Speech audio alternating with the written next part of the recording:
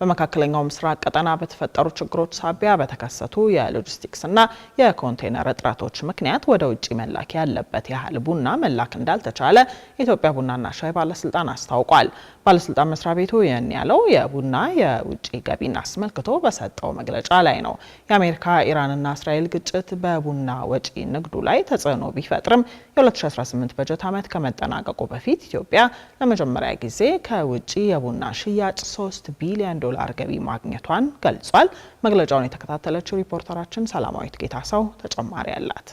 የኢትዮጵያ ቡናና ሻይ ባለስልጣን የ2018 በጀት ዓመት ከመጠናቀቁ በፊት ሀገሪቱ ለመጀመሪያ ጊዜ ከውጭ የቡና ሽያጭ $3 ቢሊዮን ገቢ ማግኘቷን ገልጿል። ባለስልጣኑ የበጀት ዓመቱን የቡና የውጭ ገቢን አስመልክቶ በሰጠው መግለጫ የኢትዮጵያ የቡና ልማትና ኤክስፖርት ባለፉት 5 ዓመታት በየዓመቱ እድገት እያሳየ መምጣቱን የገለጸው የባለስልጣን መስሪያ ቤቱ ዋና ዳይሬክተር አዱኛ ደበላ ሀገሪቱ ለመጀመሪያ ጊዜ ከውጭ የቡና ሽያጭ $3 ቢሊዮን ገቢ ማግኘቷንና ኢትዮጵያ ከዘርፉ ተጠቃሚ የሆነች መምጣቷን ተናግረዋል። ኢትዮጵያ ለመጀመሪያ ጊዜ በታሪክ አስመዝግባ የማታውቀውን የከፍተኛ የውጭ ምንዛሪ ገቢ ከቡናው ሴክተር አግኝታለች። ለዚህ ደግሞ እያንዳንዱ ባለድርሻ አካል የራሱን አስተዋጽኦ አበርክቷልና ባለፉት 5 ዓመታት በየዓመቱ እየጨመረ የመጣውን የቡና ኤክስፖርትና የቡና ልማታችንን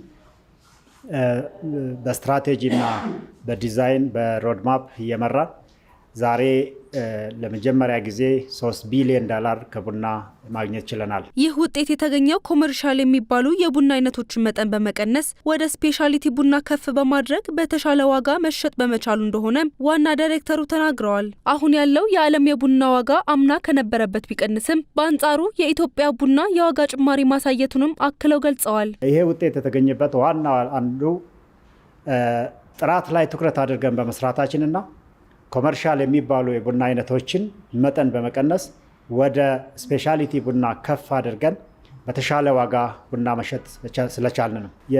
የዓለም አቀፍ ቡና ገበያ አምና በዚህ ጊዜ $4 የነበረው አሁን ላይ ወደ 2.4 እና 2.5 ወርዶ የኢትዮጵያ ቡና አምና በዚህ ጊዜ 1 ቶን $6,000 ሲሸጥ የነበረው ዛሬ $7,500 እንዲሸጥ አድርገናል።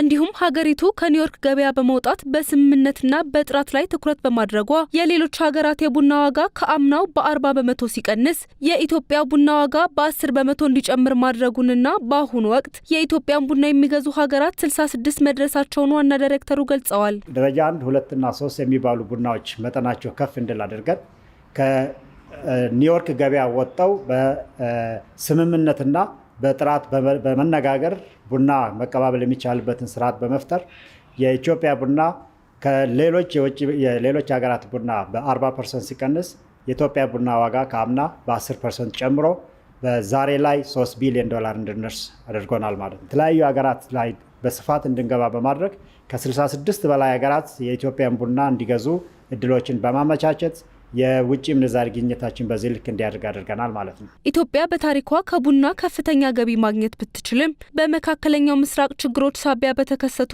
የሎጂስቲክስና የኮንቴነር እጥረቶች ምክንያት አሁንም ሀገሪቱ መላክ የምትችለውን ያህል ቡና እየላከች እንዳልሆነ የተገለጸው ይህ ሁኔታ ቡናን በጊዜው ለገዢዎች ማድረስና የኮንትራት ግዴታዎችን ለመወጣት ከፍተኛ ችግር ፈጥሮ እንደነበርም የባለስልጣን መስሪያ ቤቱ ምክትል ዋና ዳይሬክተር ታጋይ ኑሩ ተናግረዋል። እዚህ ዓመት ሰፊ ችግሮች ነው ያጋጠሙን።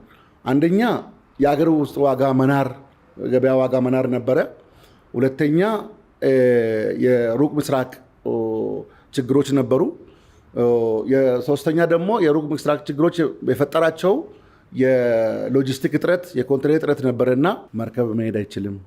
መርከብ ከቀረ ደግሞ የገቢ ዕቃ መግባት አይችልም። የገቢ ዕቃ ካልገባ ደግሞ ስታፍ ኮንቴነር አይመጣም። ኮንቴነር ብቻውን ጭኖ ማምጣት ከባድ ነው ማለት ነው። ያንን ኢቭን እኛ ከዚህ ቡና በመኪና ጭነን ብንሄድም አንድ ችግሮች የሚያጋጥሙ መርከቦች የማይሄዱ ከሆነ ከዚህ ተጭኖ ሄዶ ስታፍ ተደርጎ ጅቡቲ ላይ ይቆያል ማለት ነው። ይሄ አንደኛ ቡናችንን በጊዜው ኮንትራታችንን በመፈጸም በኩልም ከፍተኛ ችግር አጋጥሟል ማለት ነው።